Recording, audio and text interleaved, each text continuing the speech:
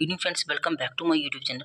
सो friends, आज की video में हम जानने की कोशिश करेंगे मंडे के ट्रेडिंग सेशन में हमें किन लेवल्स को हमें वॉच आउट करना है। तो सबसे पहले बात करेंगे फ्राइडे के ट्रेडिंग सेशन में निफ्टी और बैंक निफ्टी ने जो अंडर परफॉर्म किए। सबसे पहले बात करेंगे निफ्टी की। तो फ्रेंड्स, निफ्टी में अराउंड जो 0.9% की गिरावट है जो क्लोजिंग हुई है वो देखने को मिली। तो एक समय में निफ्टी 1.3% से ज़्यादा डाउन साइड ट्रेड कर रहा था। तो वहीं बात करें अगर हम बैंक निफ्टी की, तो बैंक निफ्टी में अराउंड 2% से ज़्यादा एक समय में गिरावट देखने को मिली, लेकिन जो क्लोजिंग हुई है वो 1.44% की गिरावट जो है हमें देखने को मिली है।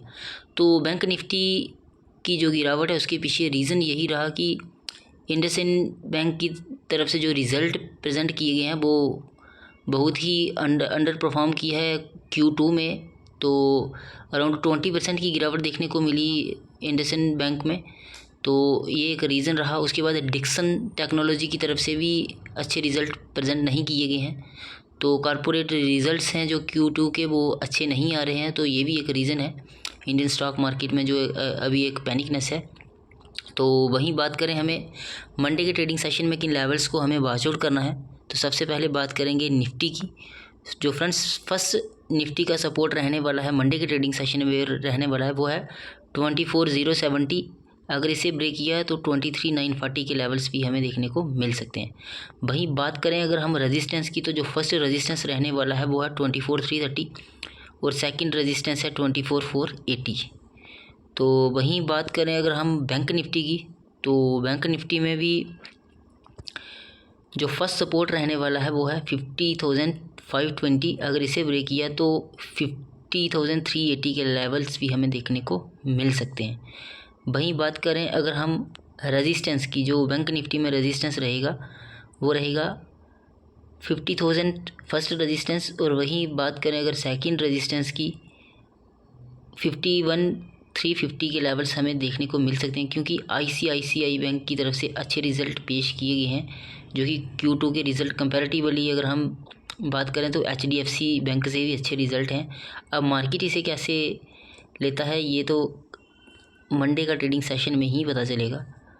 तो वहीं बात करें फर्दर अगर हम FIs और DIs की, तो FIs की तरफ से फिर से सेलिंग कंटिन्यू है। तो सबसे पहले बात करेंगे DIs की। तो DIs ने अराउंड 4100 CR की बाइंग की है। वहीं बात करें अगर हम FIs की, तो FIs ने फिर अराउंड 3000 CR की सेलिंग की है। तो फ्रेंड्स, जो अगर हम बात करें लास्ट 20-22 ट्रेडिंग सेशन में FIs की तरफ से 1 लाख करोड़ से भी ज़्यादा की सेलिंग कर दी गई है, जो कि एक रिकॉर्ड है। इतना ऐसा रिकॉर्ड कभी भी नहीं, मतलब इतनी हैवी सेलिंग कभी नहीं की। इवन कि कोरोना टाइम पे भी इतनी सेलिंग नहीं हुई थी।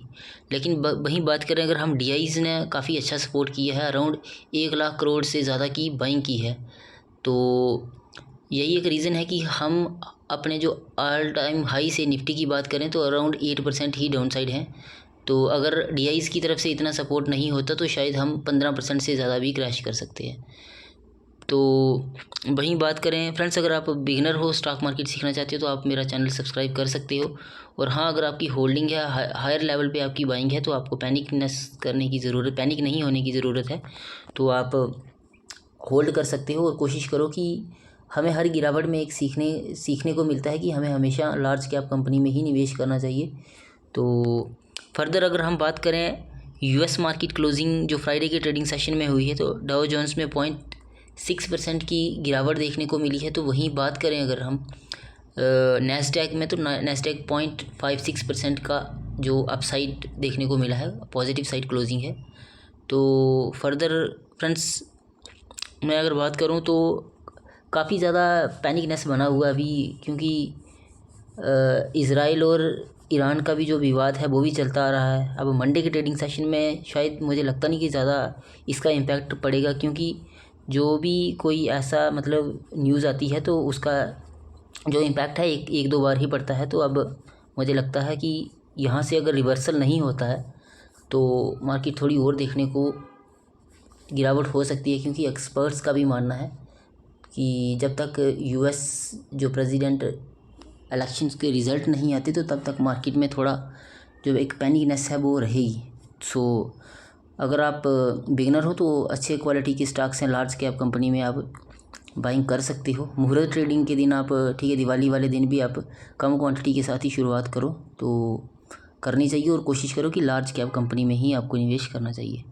सो थैंक यू फ्रेंड्स, मिलते हैं नेक्स्ट वीडियो के साथ। और हाँ, अगर आपने मेरा चैनल सब्सक्राइब नहीं किया तो please subscribe my channel. Thank you and have a nice day.